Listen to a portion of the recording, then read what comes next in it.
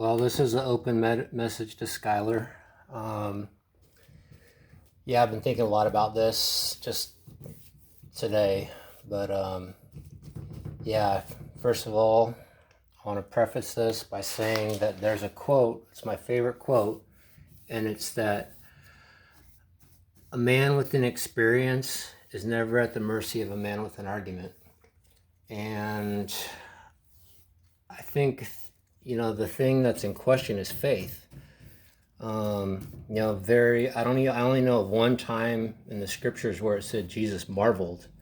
Is with the centurion who had such great faith that stunned Jesus. And he's like, he was in shock, and he's just like, dude, guys, listen to this guy. This is unreal. I haven't even given out, myself yet, or deposited that little seed and that faith that I'm going to give to you all. And,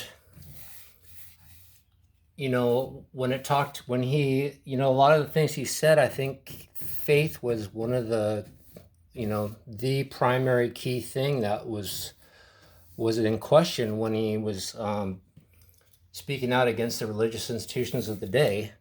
And it was, he said that you guys don't get in yourselves and you prohibit others from getting in also. And it had, and he said they were a stumbling block of offense.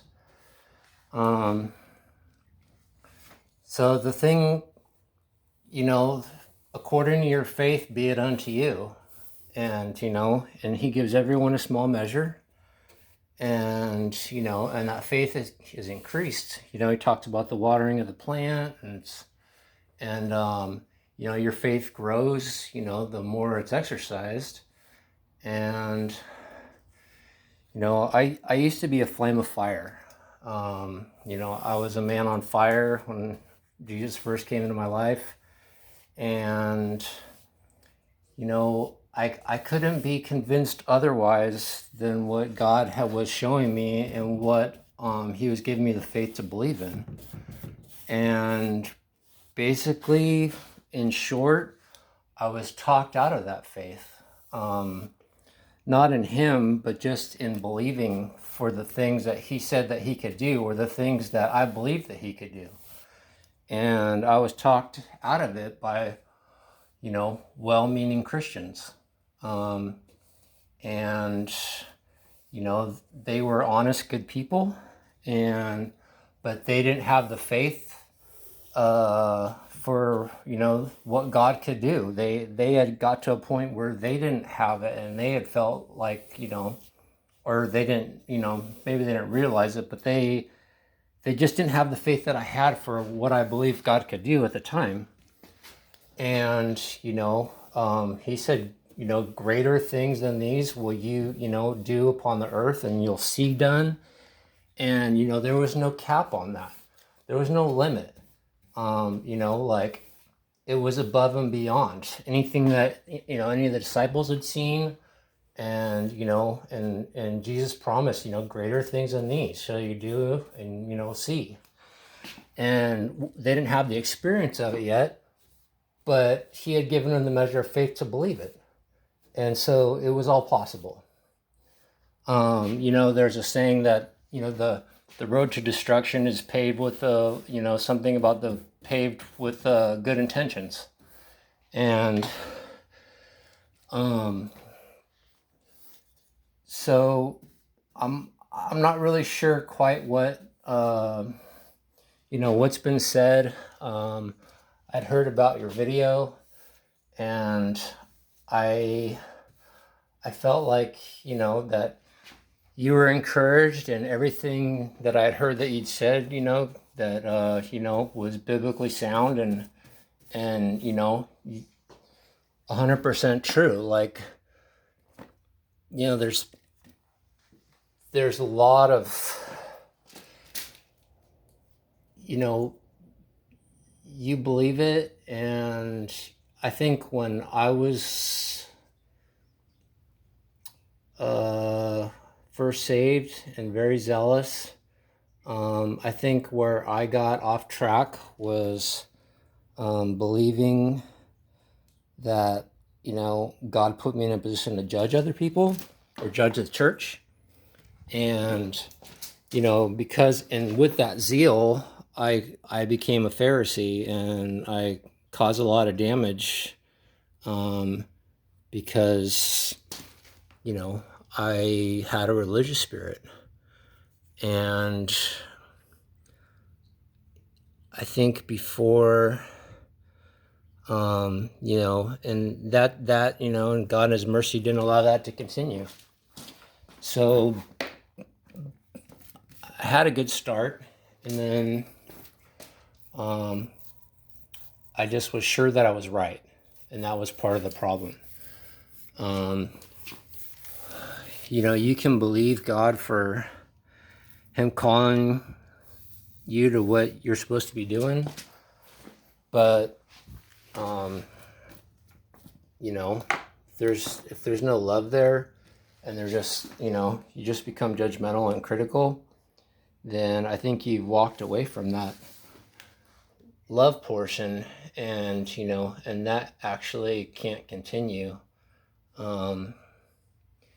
as it did in my case. It was more important to be right, and I think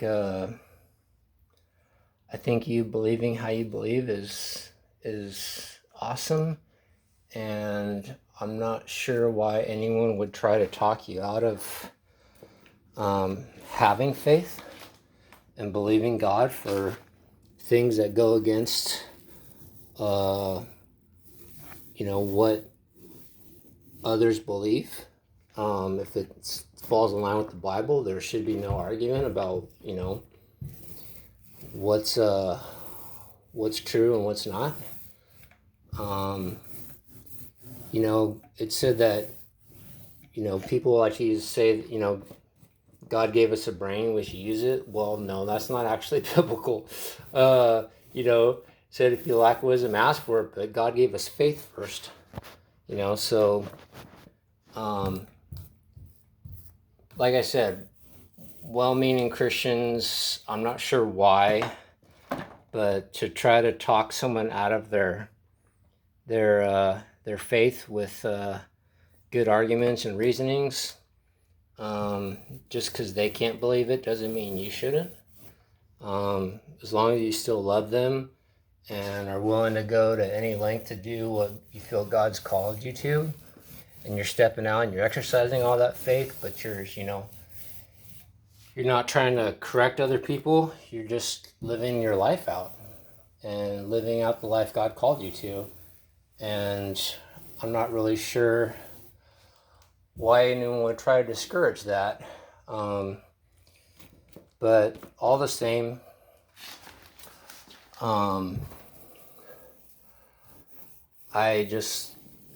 I don't know what God's called you to do or what you're supposed to be doing, but I believe that,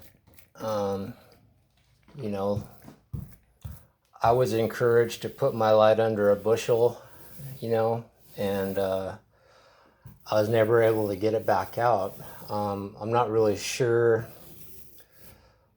like when I was on fire, I was sure that I got to a point where I thought I was so right that I knew what I needed and what God needed to give me. And one of those things was marriage. And I didn't really understand the timing of things or, what He could do. I was like Jacob and be like, I'm not going to let you go until you bless me. Give me what I want, like a child. And, He said, okay, you really, really, really want this. I'll give it to you. But, gonna walk with the limp from now on. Not to say that marriage is not blessed and God allowed it and His, He let it happen. He put His blessing on it, but maybe the timing wasn't right. But obviously it was God's will for it to happen when it happened. I thought I won the battle with him, because I got what I wanted, but wasn't as I wanted, and it may have been better if I had not been so insistent and, like a child saying, "Give me this now," and folding my arms and stomping my feet. But anyways, all that to say, that God can, I don't know, like, Jesus was a man on fire, and people were drawn to that. And, some people wanted to kill him because, he was a man on fire and full of love. And, I believe when he was going off on the religious leaders of the day and the Pharisees, I believe he was doing it out of love, and, with tears in his eyes. Context is important, and, the way that it reads, you can see, oh, he was just being angry. Well, yeah, but I'm sure that he was weeping.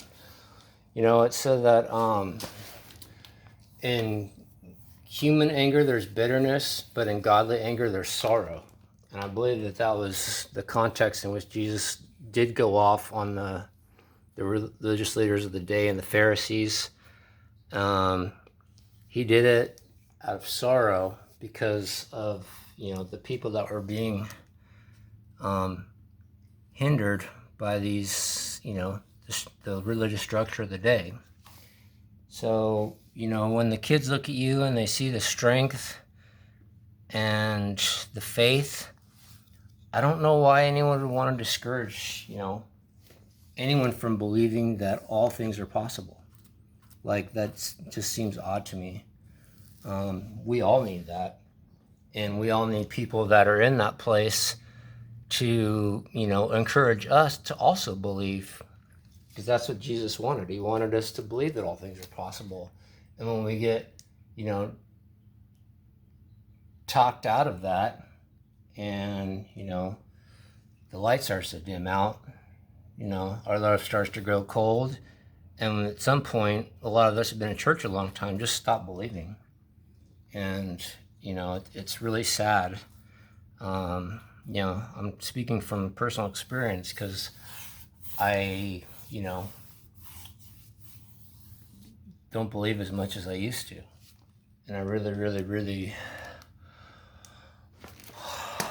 have the faith that all things are possible, but in actions, I don't believe it because I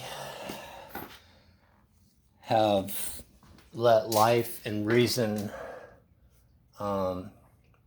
become my reality. And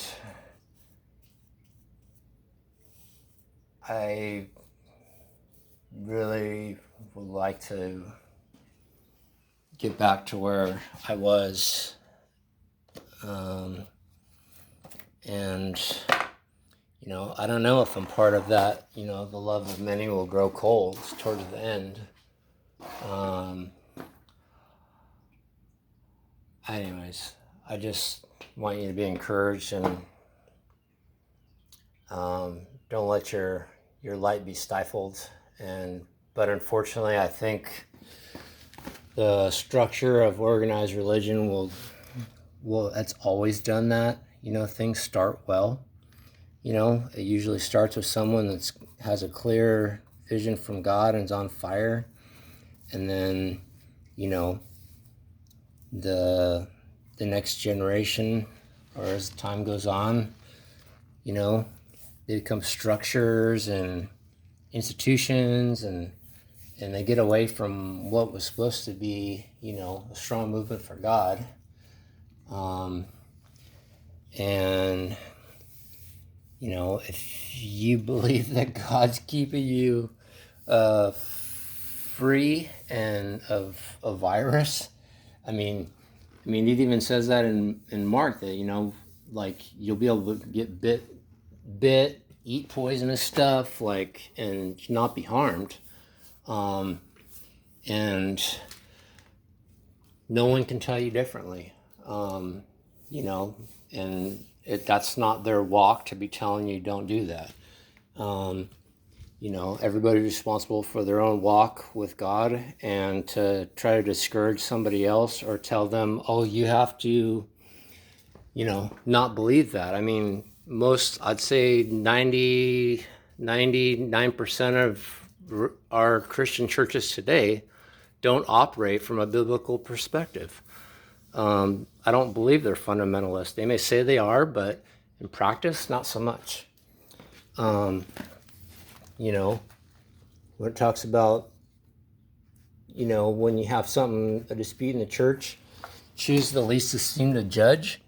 Nah, most churches are run autocratically and top down. They elect people to positions because of popularity or that they're liked, not so much, on the least esteemed part. So unfortunately, I don't know if you can keep your faith and alive and your fire burning inside the structure, but people always attack. When people are under attack, it's there's lots of reasons, but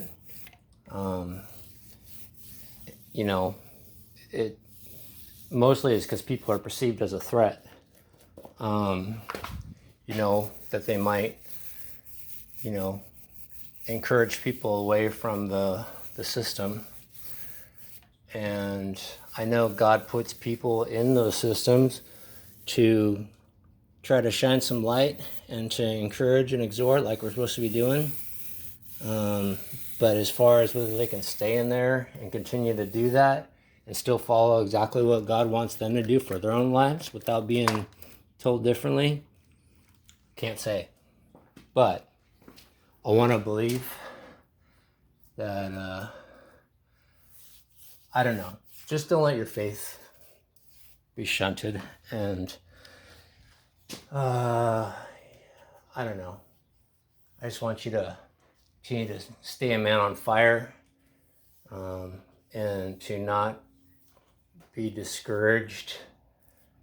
And when you get discouraged and attacked by people in church, you'll see a lot of older Christians, they get bitter or they get soured, and they hold on to that offense, and maybe even they don't even realize it, but all those little attacks and offenses add up and they become discouraged, and they carry that along and they try to pass that along, to get people to act more like them. Anyways, I just want you to stay strong and keep carrying on, and keep believing. Don't stop believing, and don't let the attacks of well-meaning individuals discourage you. And just keep doing what God wants you to do, because ultimately He's the one in charge, and He knows what you need to be doing. And don't let anybody talk you out of having faith for the things you think God can do and has called you to, because you're you, and God chose you to be that guy. But it definitely can be lost, and the light dimmed, if you listen to the naysayers and the people that have good reasons with good intentions. And